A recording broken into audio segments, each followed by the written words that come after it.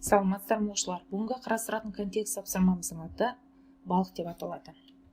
Суретте көрсетілгенде аквариумдағы АС тең H1 тереңдіктегі балыққа Сабыржан 66 градус бұрышпен қарап тұр. Енді осы берілген контекст тапсырмасына байланысты 5 сұраққа жауап берейік.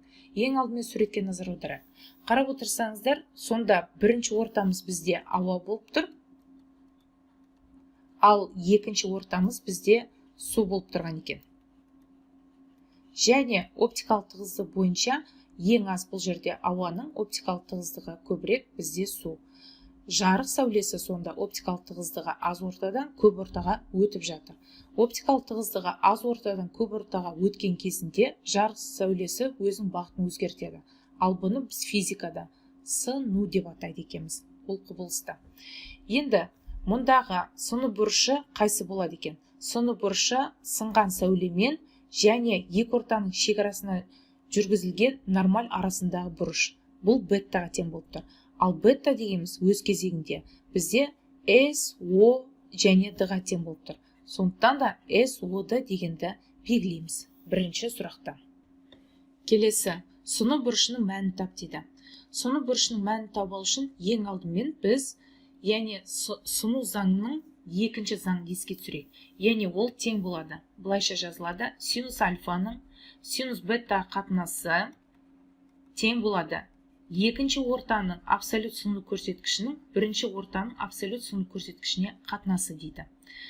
Осыдан синус беттаны табатын болсақ, синус бета тең болады синус альфа көбейтілген n1 бөлеміз n2-ге. Синус альфа дегеніміз бізде 66 градус, сондықтан да синус 66 градус көбейтемін 1 бөлемін n2 дегеніміз бізде 1/134-ке тең. Яғни судың абсолют сыну көрсеткіші.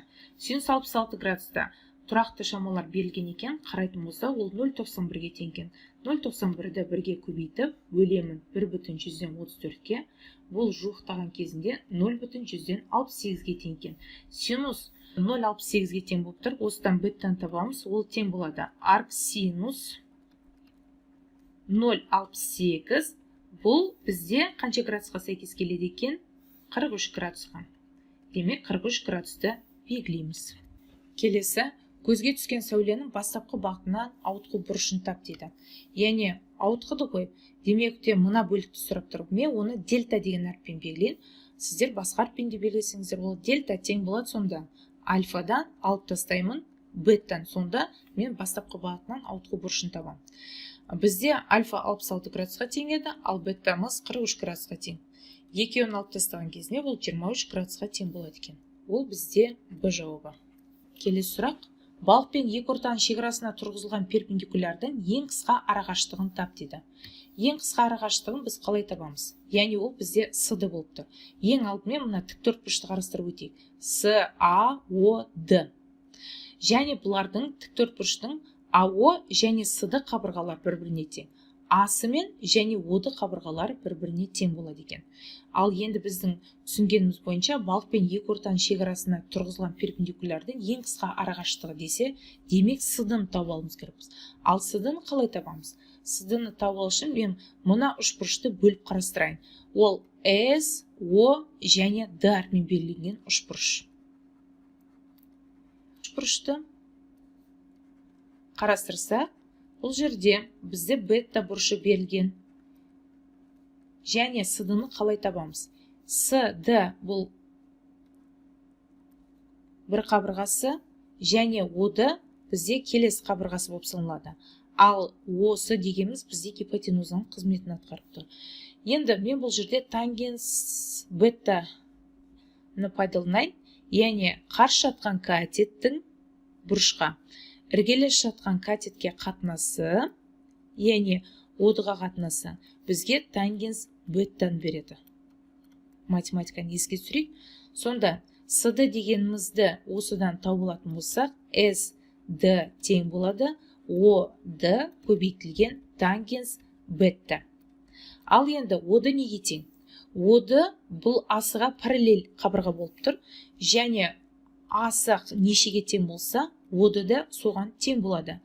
Асы есептің шарты бойынша 1 метрге тең екен. Олай болса, одымыз 1 метрге тең.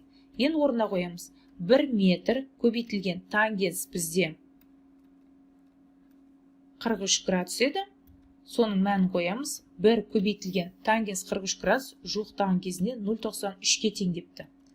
Сонда жуықтаған кезінде бізде тең болады екен 0,93 метр.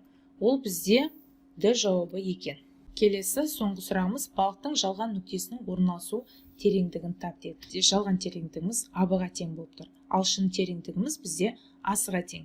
Бұл қандай жағдайда болады? Егер де біз қандайды бір нәрсені тек қана балық емес, қалған заттар суда тұратын болса, сонда жарықтың сынуының әсерінен бізде шын тереңдіктен гөрі бізде жалған тереңдік пайда болады екен. Барлық денелер төбесіне көтеріп тұрғандай болып көрінеді екен. Енді жалған тереңдік пен шын тереңдіктің арасында байланыс формуланы еске түсірейік. 11-ші сыныпта біз шын тереңдікті үлкен H-пен алғанбыз. Бұл шын тереңдік. Ал жалған тереңдік дегеніміз кішкентай H-пен жазылған.